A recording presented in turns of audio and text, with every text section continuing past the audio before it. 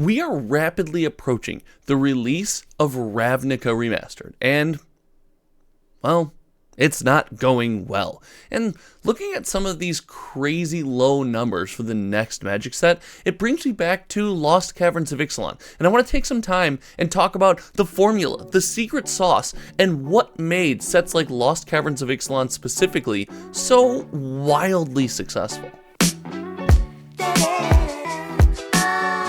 The end of 2023 feels like a wild time in Magic the Gathering. If you would have asked me in 2022 if we would ever get here, I'd tell you, no way. But the next remastered set to come out is absolutely tanking. Nobody's seeming to buy the product. And the last standard release, the Lost Caverns of Ixalan, is absolutely pumping. It offers a wonderful experience for people like you and I looking to spend our money on Magic the Gathering, and even on the secondary market is not only holding an insanely good value, but is giving players like us who open packs or just go to local game stores and play draft or play with the cards this just beautiful experience when it comes to our favorite trading card game. And it took me aside and I wanted to think, like, what makes the standard set, a set that had no home at the end of 2022. Standard is essentially dead. It's just Commander extended set.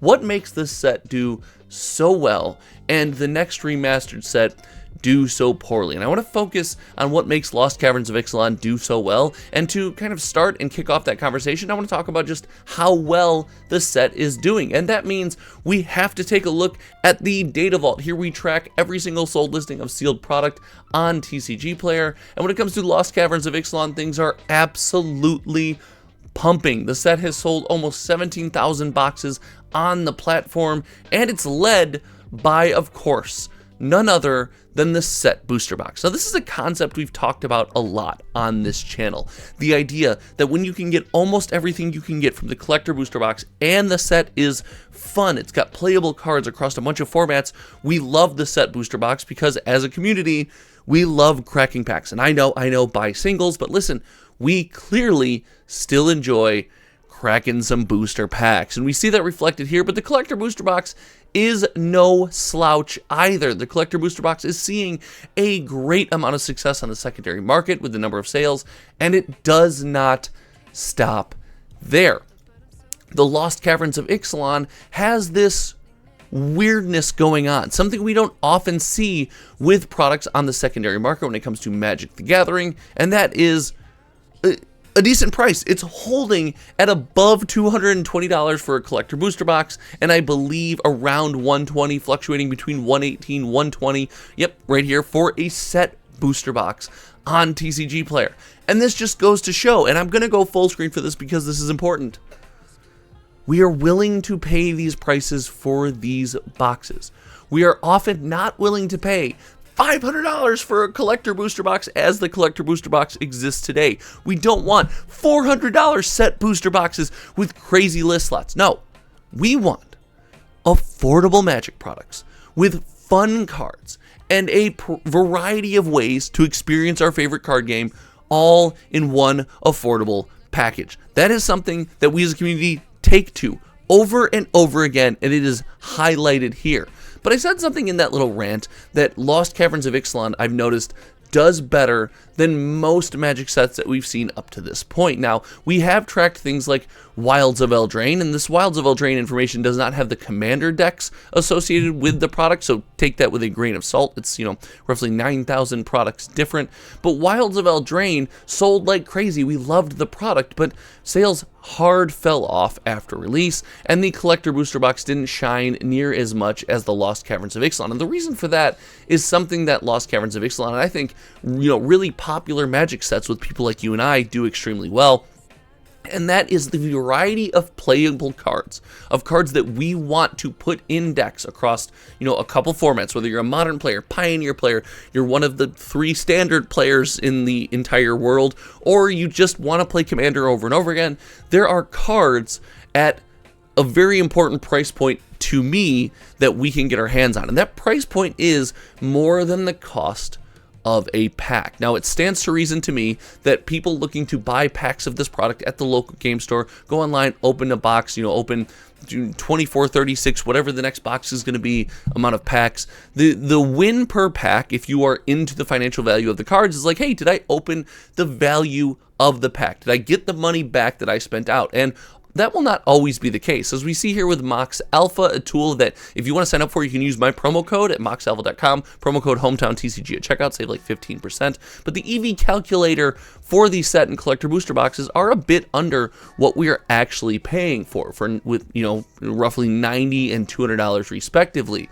But more importantly, we know we're not going to get every penny out of the box that we put in. But more often than not, we want to feel like on a pack-to-pack basis we're getting a win. And this set does extremely well in this arena. The amount of $3, $4, $5 cards that you can pull out of the set, the meat and potatoes of what you're opening, is just a wonderful experience. And sprinkle on the top the ability to hit it big with some of these, Cavern of Souls and Jurassic Park cards and things like that. You have a massive win, and in my opinion, you see something beautiful happening here. But this will not always be the case, and we see that with something like Ravnica Remastered. Now, it's really safe to say that Lost Caverns of Ixalan has, the juice, what we want. It's a product with a good value. Game stores can sell it and make a couple bucks. We can buy it and feel like, on average, we got close to what we paid for our product. And as we go through that product and open it, we get a bunch of useful things to play with. Magic the Gathering is a game. We have things that we can put in our decks and play with, and on top of that, there are collectible cards in the set. Now, whether you agree with the collectability of those cards or the value that those cards hold really doesn't matter here. The community wants the cards and people are willing to pay a certain price for them, and with that being said, that just means that the product has collectible things in it and they're worth a good amount of money. That's just going to help us buy the product, is what I'm trying to say. Now, if we apply those principles to Ravnica Remastered, I think if you've stuck around this long in the video, you're going to get a little bit of a nugget here. I think that we might be looking at a situation with Ravnica Remastered where there's going to be maybe a bit of a surprise. What we just said for Lost Caverns of Ixalan, we want the product to hold a good value on the secondary market. We want game stores to be able to sell the box and make a margin. We as consumers want to feel like we got what we paid for, and we want to feel like the experience playing the game or putting the cards in decks is worthwhile. And if we apply all of those principles that we just talked about to something like Ravnica Remastered, well, it's no secret as to why then it's selling so poorly. These numbers for Ravnica Remastered are staggering. They're astounding. They're terrifying. They are hilarious, if you will.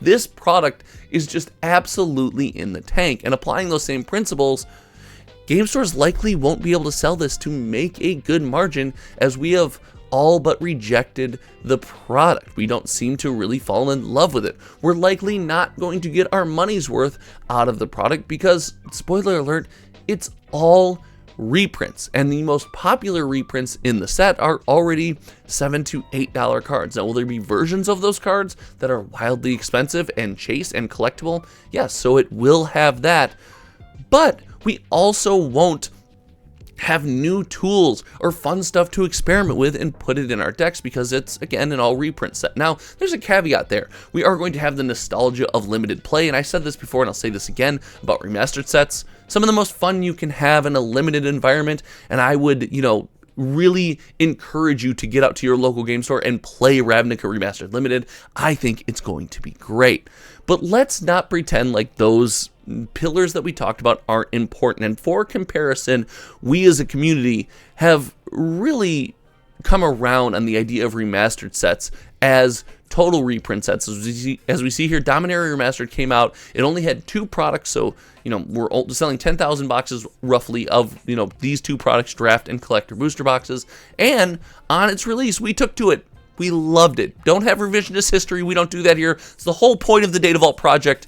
We tell it like it is. We loved the product, but over time we realize there's nothing new in it. There's special treatments left and right in Magic the Gathering. We don't necessarily care about these special treatments, and combined with the fact that Wizards of the Coast threw this thing on Amazon and dumped it to the community at a crazy low price, we turned tail and ran from the product, and I believe we are seeing some of that in Ravnica Remastered early pre-sales. Now, as these numbers kick up, you can know that I will be here to track them, so make sure you click that subscribe button if you like information like this. But all in all, the sauce is, you know, having those aspects of a Magic the Gathering set, and often those don't come with reprints. We saw Commander Masters, you know, be rejected at its price point and then accepted at a lower price point. If you're going to reprint products, the point of reprints is we want them affordable. I don't think we want them fancier. You know, maybe some people, maybe some collectors, things like that, but most needed reprints that command a high price tag, most players just want them cheaper,